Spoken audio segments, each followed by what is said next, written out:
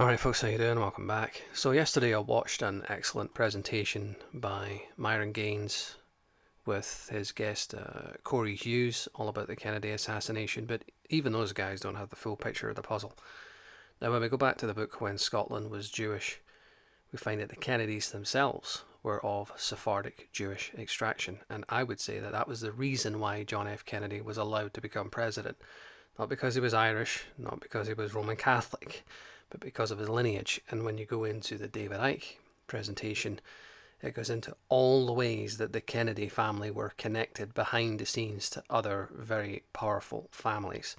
So let's just read from this small little passage in When Scotland Was Jewish. The Kennedys first appear in southwest Scottish history around 1360, shortly after an anti-Jewish pogrom in France.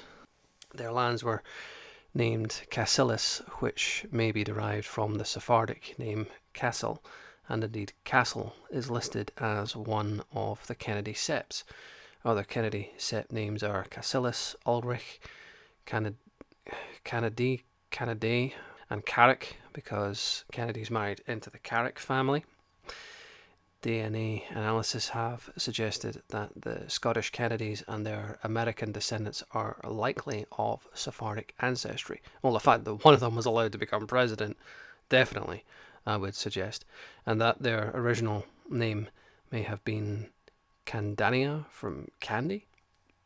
One of the primary Melungian researchers in recent years is N. Brent Kennedy.